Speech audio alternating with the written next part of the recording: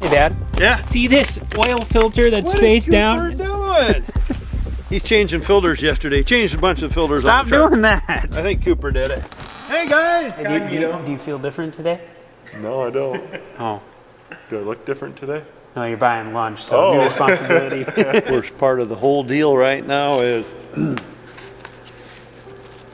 paying for the chemicals and seeds. So last year, this is what we paid for our chemicals on our soybeans and our corn, $86,844. And then this year for the same stuff. Yeah. So essentially what we have right now is fertilizer prices doubled, chemical prices have doubled. We're well over $1,000 an acre for corn production, actually closer to $1,100 per acre, normally around $800. So essentially we have to get a return of over $1,000 an acre in order for us to break even. So if we have 250 bushel per acre crops at $4 corn, we're at $1,000 break even. But let's say corn slides down to $330 and we get a 190 bushel crop. It's not good. What is up with these checks? Oh, you kid.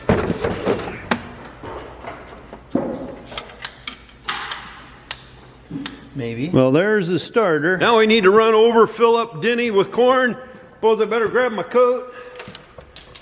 And then knock pins on the floor. I'm letting the auger warm up good to make sure the hydraulic oils, everything's warm before we rev it up.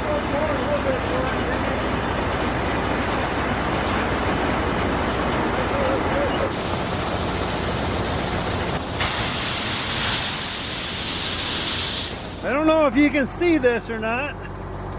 Yeah, let's see if we can find them. Right there's some holes. I need to put a bolt down in through so we can open up the side. I need to open up and get some more corn out and quit running out of the middle.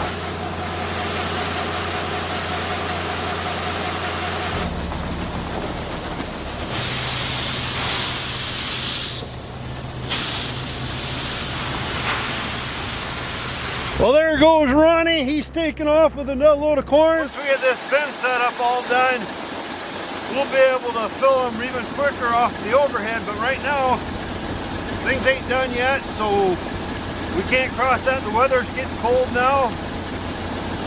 But at least we're able to fill the guys. That's the main thing. Reading comments last night, there was a couple comments, why are we not taking out of these side draws here so the semis can pull under them? And this bin is full. The first bin's full. We did take a little bit out of it to kind of cone it down a little bit, but I've been working on the west bin, just trying to get it empty. And the reason we're not taking out of the side draw anymore, these tubes here that fill the truck on the side, where is it? Right here. This bin, the corn is below that now, so corn won't come out of the side draw. That's why we're taking out the back side now. When you take out of the side draw, it just kind of curves, angles it out of the bin.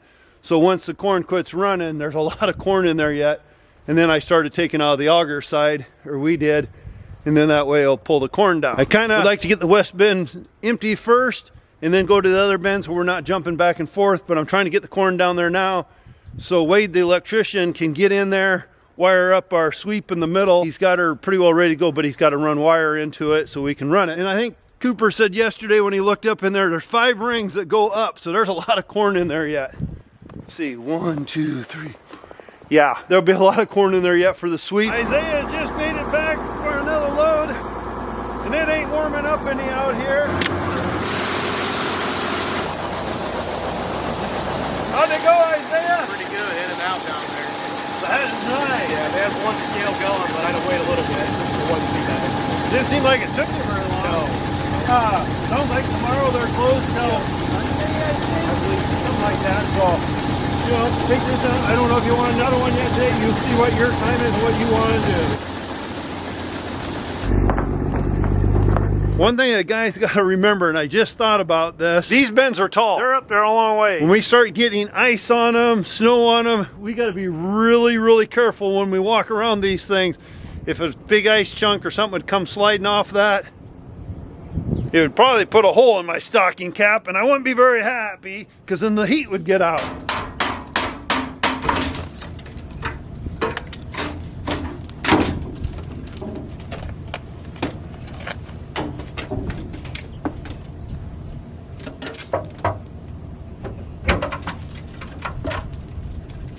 Woo-hoo.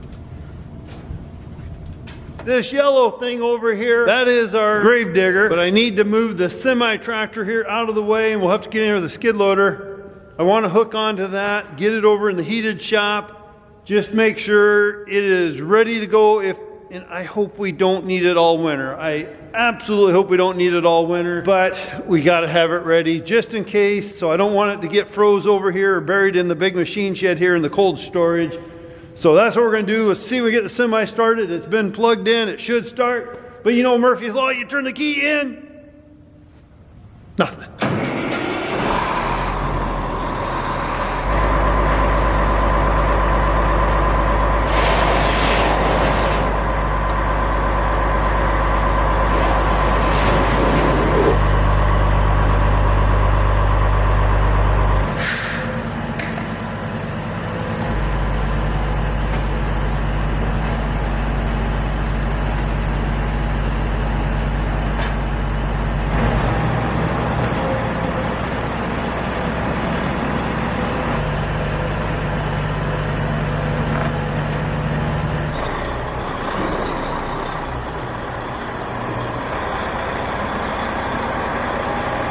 Looks like Ronnie's coming, so we need to jump over to the bin. Did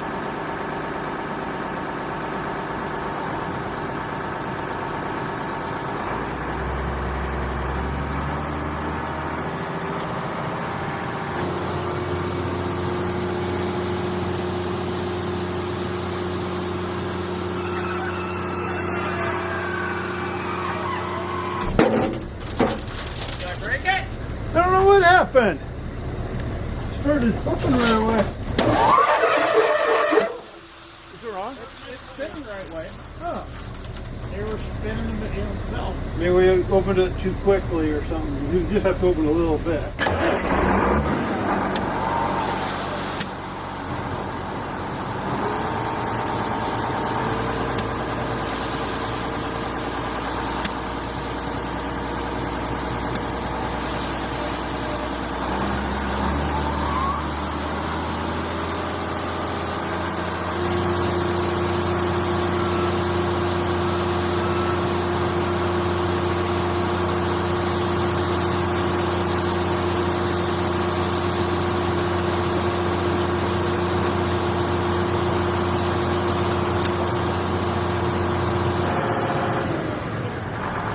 We okay, Ronnie? The walkie-talkie cut out on. Oh! Volume turned up. I don't know, they've been kind of acting goofy on us sometimes lately. Around tomorrow, maybe I'll bring you them tickets and you can make out a check, give it to me Monday or whatever. Yeah! You date it for this year, next year, whatever. Well, my fiscal year is July 31st, so for me, it won't bother me. However you want to do it, Ronnie. Yeah, so I can the shop there on the table or something. Yep, that'll work. Well, thanks a million, Chief. Yes, thank you too, Ronnie. I suppose we better fill Isaiah out of the side. Instead of our shovels, we could probably bring quite a bit down. Okay, that works. We could do that. We're scooping in the bin a little bit to get a load out of here on the semi. Wade, the electrician, needs to get out and he's going to come wire up our power suite. So after this load, we won't have to do that. This is one thing you never want to get your foot in there. We had a neighbor once get his foot in one of them. Well, I think he actually got in the suite. Angled up the lake pretty bad.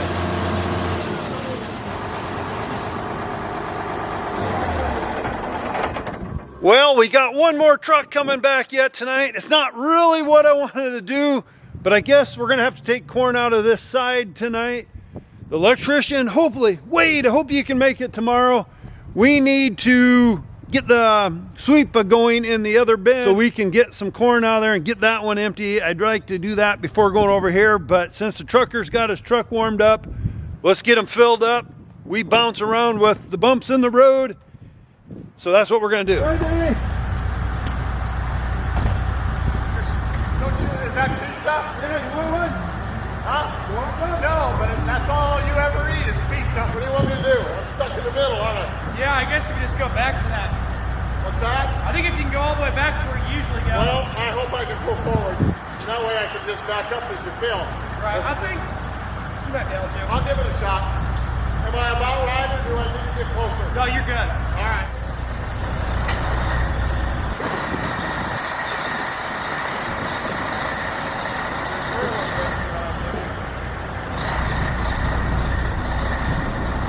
Good.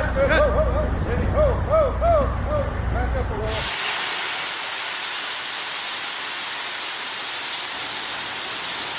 There you go, Denny. Take her on around. We did her, Coop. We did her. Woo, it's a beautiful day. First day of the year. Well, first day of the work. Last night was New Year's. Neva and I stayed up way too late. Way too late. It's noon right now. Now, I'm not a big New Year's resolution type person because I just go off the mindset, if you want to do something, just do it. You shouldn't have to wait for the new year in order to implement that. But something I really want to focus on this year is getting enough sleep. And so I could have got up at 7:30. I didn't go to bed till like 4. Normally I just usually kind of get up when the sun comes up. But I made myself sleep in because sleep is important. Our body needs to recover. If my body can't recover, it doesn't matter how much I'm getting done here if I'm sick and unhealthy. So we're going to be focusing on some sleep this year. Who else likes that sound? This is so satisfying. It reminds me of when I was a little kid. And you're out playing in the snow. Doesn't seem like we get the snows that we used to. Like when I was a little boy, I just remember being like this deep all the time. Going out with the little old Yamaha 340 enticer, snow coming up over the hood, getting it stuck like 40 feet from the house. I wasn't strong enough to get it out myself, and I also wasn't strong enough to start it by myself. Some good old memories. Oh, hey, we got Dad in here. We're out in the dryer shack this morning. Oh, hey, he's getting loud. Hey, cool. See, what's the best way to clean my boots off so I'm not tracking water anymore? I don't think I've heard anything full. Okay. You know, they're going to be putting that cleaner stuff down and sanding. And Okay. You're not going to hurt a thing. Okay.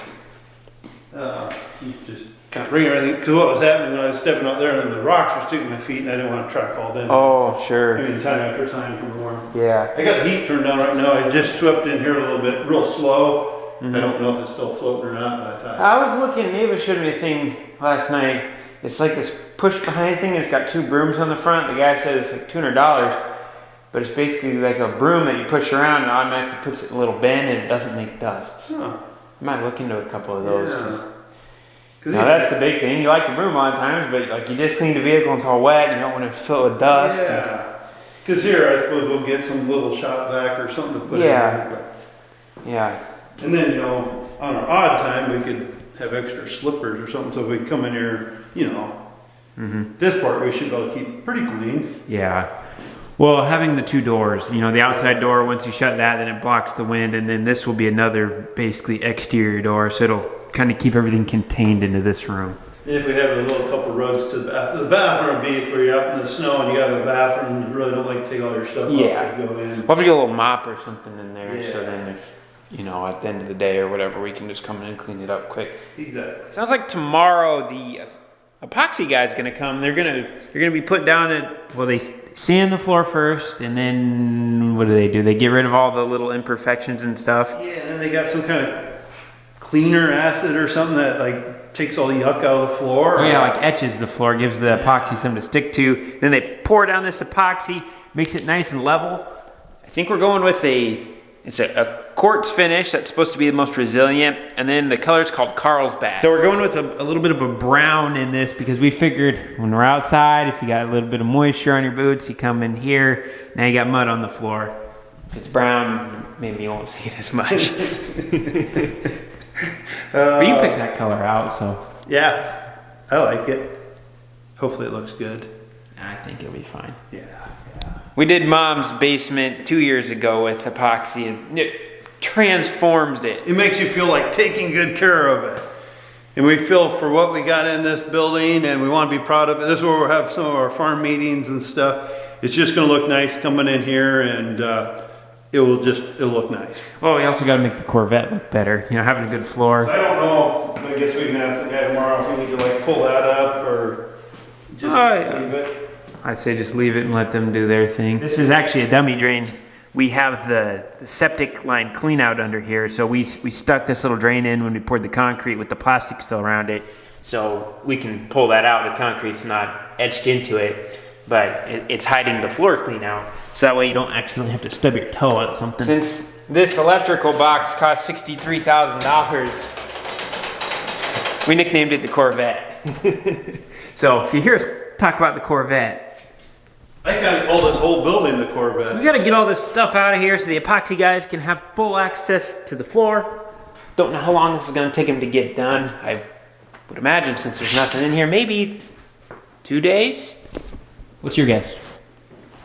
What's that? How long do you think it's gonna take the epoxy guys? I would guess 2 days, because them guys are good. I mean, and there's nothing in here basically for them to work on, but they're very neat, professional, picky, which I like. I would say at least 2 days, maybe 3 days. The way the rest of this project's going, they're gonna be here for 11. I know. And then take a 2-week break, and then take another 4 days. Yeah, and then come back to finish up a half-hour job. But no, and these guys did Mama Cornstar. I think it's the same guys, isn't it? Yeah. These guys did Mama Cornstar's basement, and it turned out very, very nice. So, you know, if they're here working steady and stuff and takes them all week, I'm okay with that too.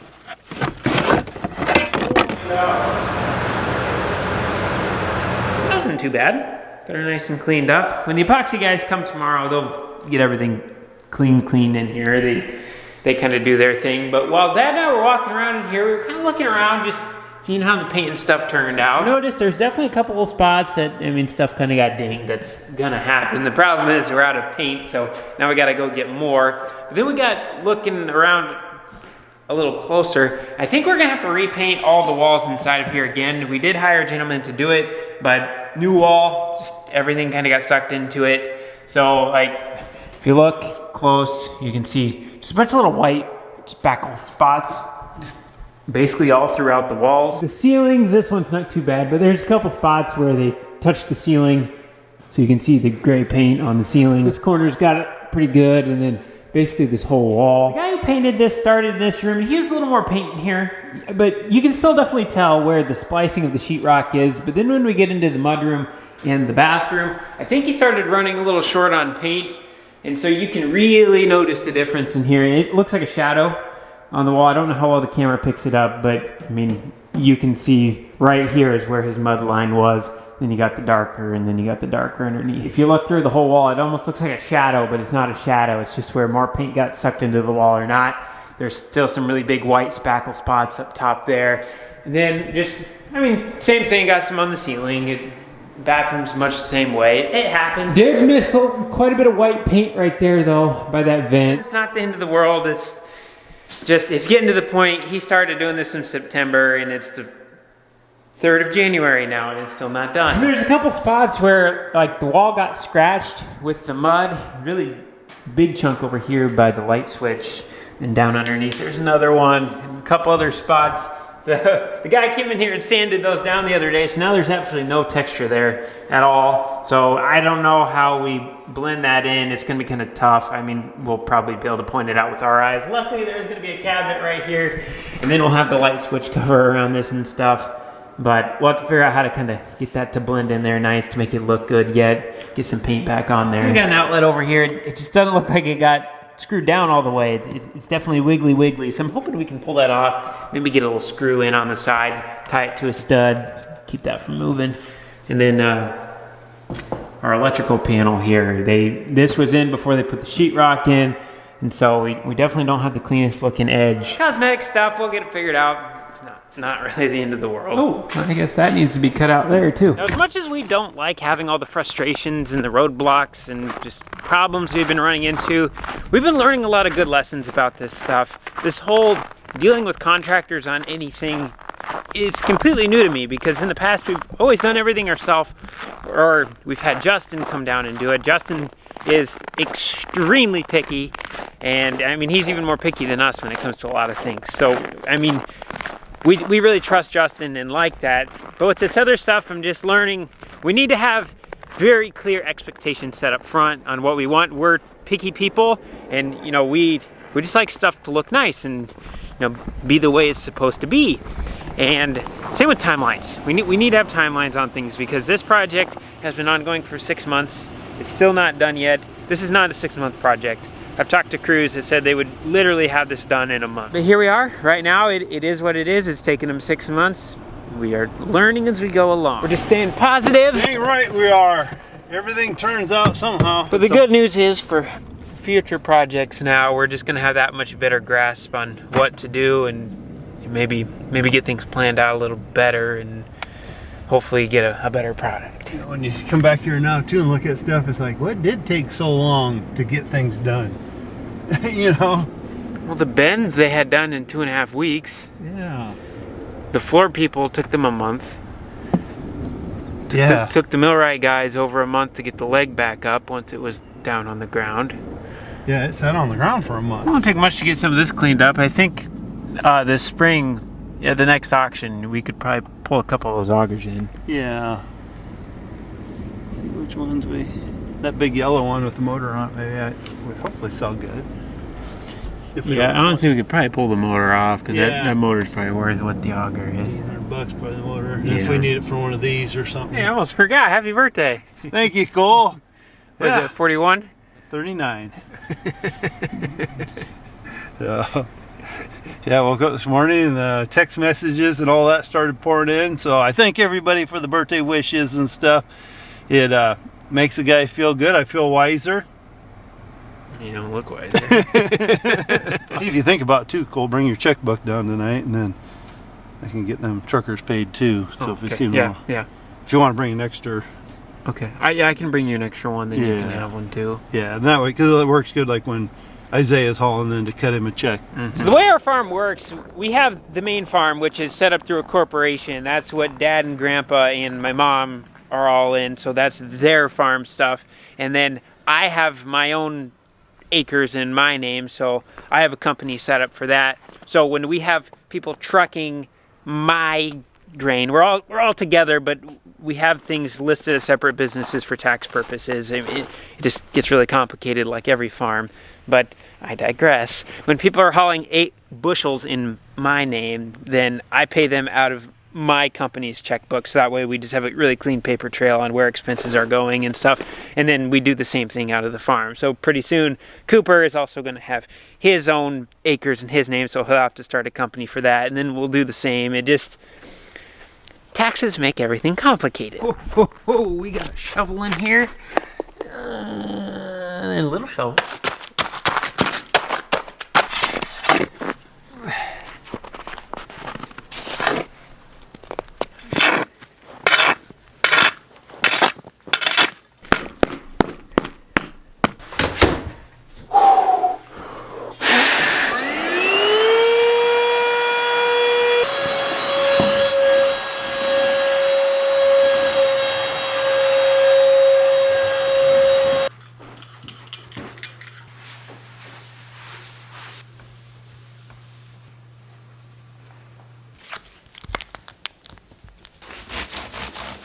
We are looking for wood trim today,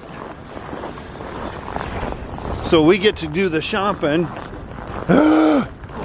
We're not going to actually buy it today, but we decided we better start looking so we know what we want. Then the boys, I can take some pictures, they can look it over, Mama Cornstar can look it over, Summer can look it over, and then we'll pick what we want.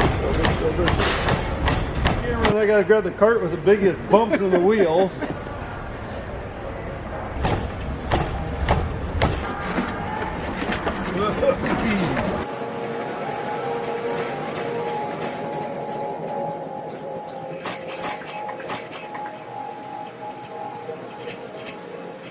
Didn't do too bad, did we? Usually when we come in, you think you're gonna just look at a few things and come home $5,000 out of your pocket.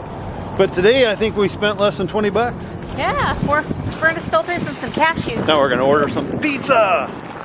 I'm hungry. Didn't get to eat dinner today.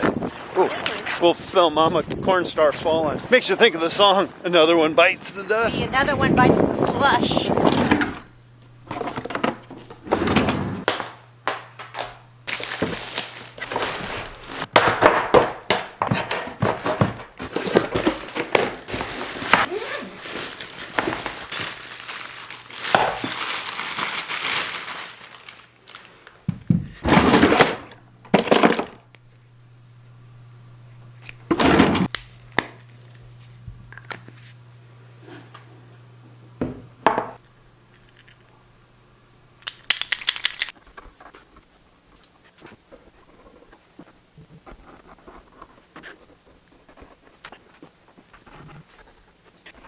Decided we were gonna need some more impact stuff for the house construction, so picked up another drill, picked up another little impact thing, and then we got these little kits. They got all the end accessories and whatnot in there. So then, while I was on Amazon, I decided, you know, I don't have a set of impacts in my truck, so set up for my truck. Also picked up a set of stainless steel sockets, so that way when we're out and about, it never fails. Cooper has all his tools in his truck, and as we know, Cooper typically does a lot of the mechanical work. It never fails. His truck ends up like 5 miles away, and then we end up without tools. So really, this is more or less for Cooper.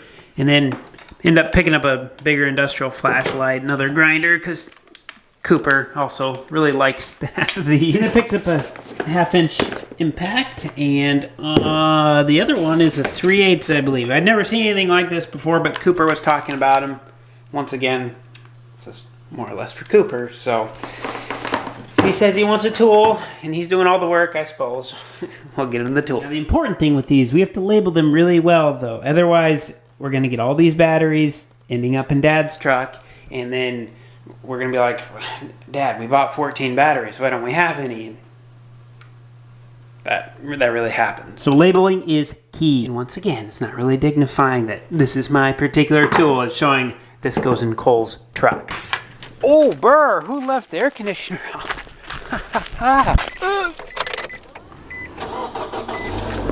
I wore the wrong outfit. Easy. Hi. Oh, Hi. Go get some pizza. I did see that. Feliz Navidad. Happy birthday to me. Cha cha cha. Oh, sure, let's turn on some lights.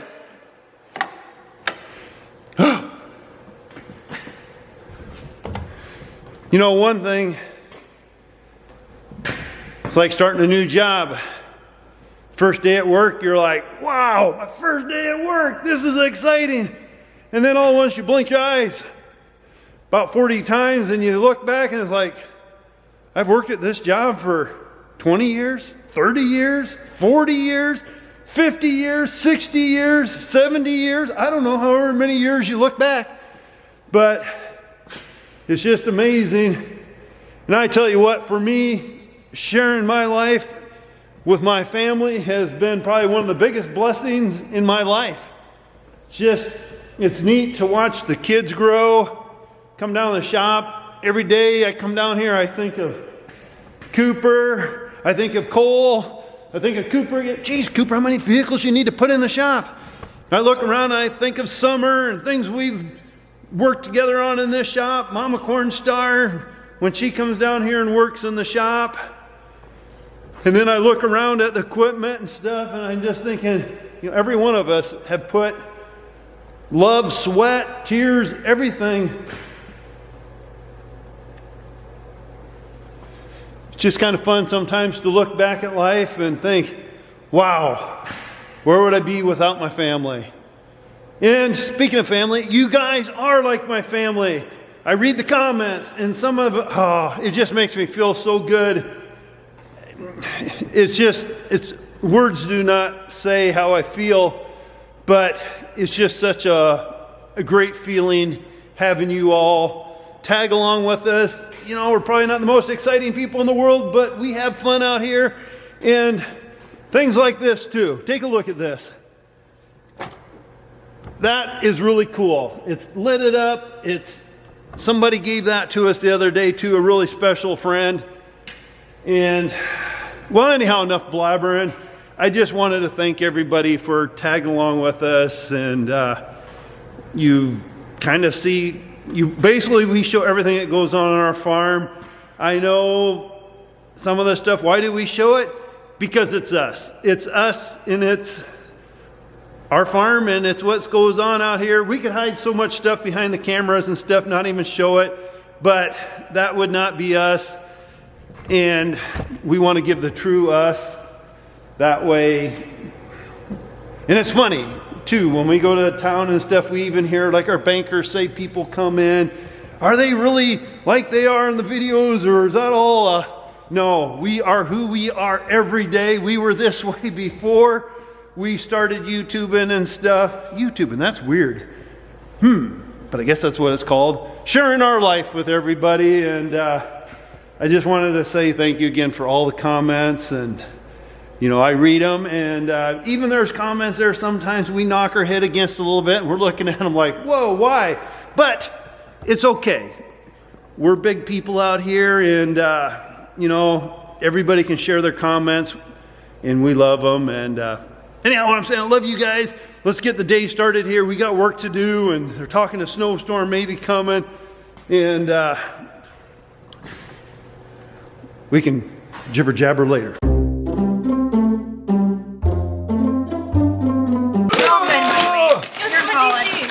Right? They set it down. Cheese and Oreos? Cheese whiz. That's disgusting. Solar lights. So I can put it to my forehead and get up to the house.